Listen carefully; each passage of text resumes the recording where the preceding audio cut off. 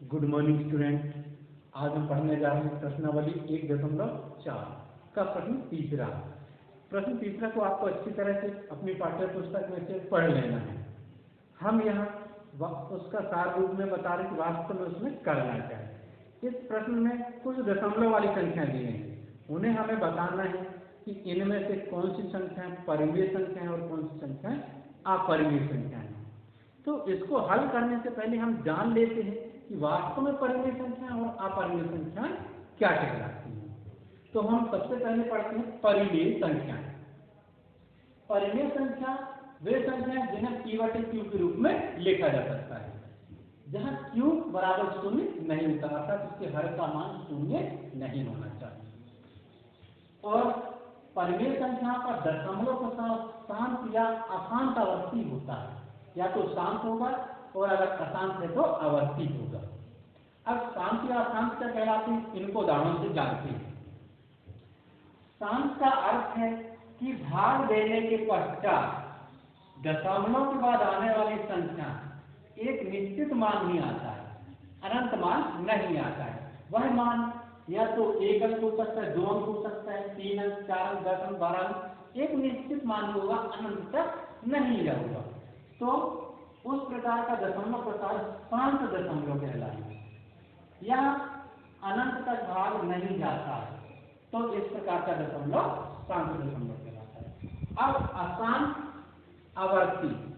अशांत का मतलब होता है कि भाग अनंत तक जाए, और आवर्ती का मतलब होता है पुनरावृत्ति, रिपीट होना।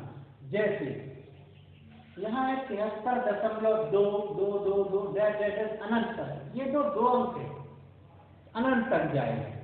इसको हम 73.22 के ऊपर टाइम या बार लगा देते हैं, इसको 2 बार पढ़ते हैं। 2 बार का अर्थ है कि यह बार बार आएगा, 2 अनंत तक जाएगा। अब है 81.43, यहाँ 2 अंक रिपीट हो गए, 4 3 4 3 4 3 4 3 4 3 अनंत तक जाएगा। तो हम इसको ऐसा लिख सकते हैं 81.43, उसके ऊपर टाइम लगा देंगे। इसका मतलब ये हुआ कि 4 3 बार बार रिपीट होगा। यहाँ 1 अंक रिपीट हो रहा था, यहाँ 2 अंक रिपीट हो रहे थे। इसको देखिए 8 7 3 2 1, 8 7 3 2 1, तो यहाँ 5 अंक रिपीट हो रहा है। तो जरूरी नहीं कि 1 2 अंक रिपीट हो, 1 अंक 2 अंक 5 अंक 10 अंक 12 अंक, कितने भी अंक रिपीट हो सकती है। बस इसकी विशेषता यह है कि इसमें डैश डैश डैश लगा होगा या तो ऊपर टाइम लगा होगा, तो समझ जाइए कि वह अशांत है और आवर्ती है। अशांत का मतलब होता है कि अनंत तक भाग जाना।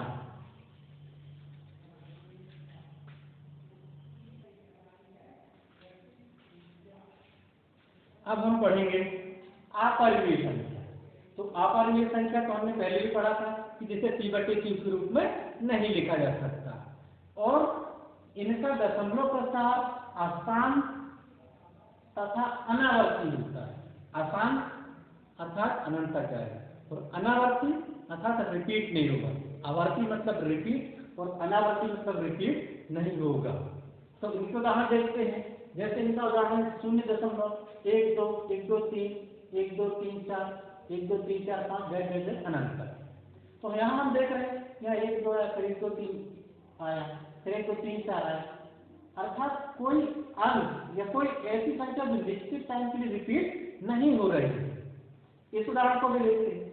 यहाँ 18.0 0 0 फिर 0 0 फिर 0 0 0 0। तो इस प्रकार से हमने देखा कि कोई निश्चित संख्या रिपीट नहीं हो रही है। तो इस प्रकार की संख्या को या इस प्रकार के दशमलव प्रसार को अशांत तथा अनावर्ती कहते हैं, और जो इस प्रकार का दशमलव प्रसार होगा उस प्रकार की संख्या को अपरिमेय संख्या कहते हैं।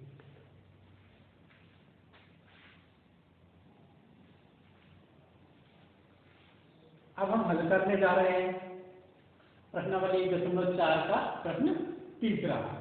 प्रश्न तीसरा को अच्छी तरह पहले पढ़ लीजिए, फिर इसको देखिए।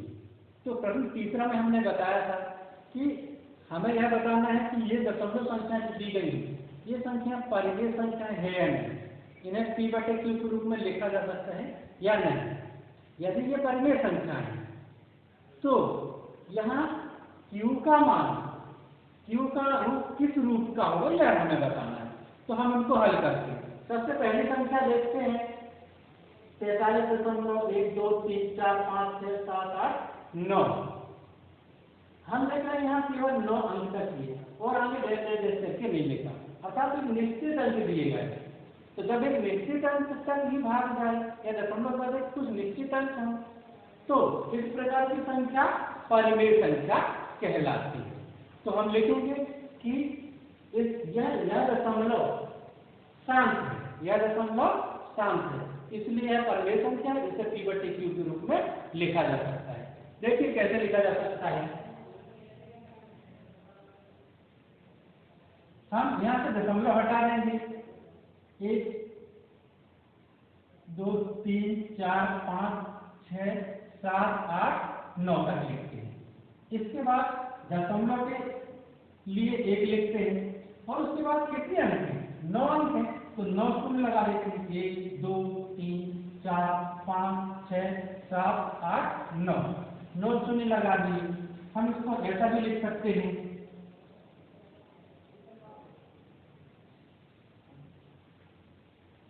बटे 10 की घात 9। अब हम यदि यहाँ देखेंगे तो 10 की घात में, तो 10 की घात जब भी होती है तो इसके गुणनखंड हमेशा 2 और 5 ही आएंगे। 2 और 5 के कोई गुणनखंड नहीं आएंगे। तो इनके सभी के पूरे सॉल्व हम आपके पास लिखित रूप में भेजेंगे, हम यहाँ केवल समझा रहे हैं। अब हम इस प्रश्न पर ध्यान देते हैं। इस प्रश्न को यदि हम देखें तो 1 2 0 फिर 1 2 0 0 फिर 1 2 0 0 0 फिर और आगे इस तरह से, अर्थात इसमें हम देखें यदि तो कोई भी अंक रिपीट नहीं हो रहा है, कोई भी संख्या निश्चित संख्या रिपीट नहीं हो रही, लेकिन डैश डैश डैश लगा हुआ है। जब डैश डैश डैश लगा रहे हैं तब अशांत कहलाएगा। क्या कहलाएगा? अशांत कहलाएगा। और जब कोई भी अंक रिपीट ना हो तो अनावर्ती कहलाएगा। तो इसका दशमलव प्रसार अशांत अनावर्ती है, और जब दशमलव प्रसार अशांत अनावर्ती रहता है तो वह अपरिमेय संख्या कहलाती है और उसे p/q के रूप में नहीं लिखा जा सकता। तो यह एक अपरिमेय संख्या है। अब हम अगले क्वेश्चन पे ध्यान देते हैं। अगले क्वेश्चन यदि देखें तो 43.1 2 3 4 5 6 7 8 9 के ऊपर टाइम लगा हुआ है, बार लगा हुआ है। इसका मतलब यह हुआ कि ये सभी अंक फिर से रिपीट होंगे, पुनः 1 2 3 4 5 6 7 8 9 रिपीट होगा, अर्थात जितने हम क्या लिखे हैं ये बार बार रिपीट होते जाएंगे। तो जब हमने बताया था कि यदि इसके ऊपर टाइम लगा हो तो इस प्रकार की संख्या परिमेय संख्या कहलाती है। तो इसे लिखना है कि परिमेय संख्या कहलाती है और एक p/q के रूप में लिखी जा सकती है। थोड़ा सा इसको और हल करके हम बता देते हैं कि कैसे लिखी जा सकती है। हम इसको ऐसा लिख सकते हैं 43.1 2 3 4 5 6 7 8 9, फिर से लिखेंगे 1 2 3 4 5 6 7 8 9। तो इस प्रकार हमने देखा कि यहाँ इतनी संख्या बार बार रिपीट होती जाएगी।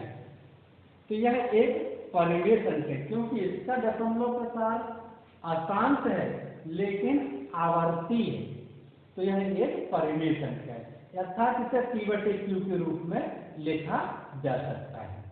तो इस प्रकार हमारा अध्याय समाप्त हुआ और आपको इसकी पूरी लिखाई करना है, अध्याय की पूरी लिखाई कर लेना है और अपनी कॉपी को नोट करना, अपनी कॉपी में सभी प्रश्नों के हल को नोट करना है।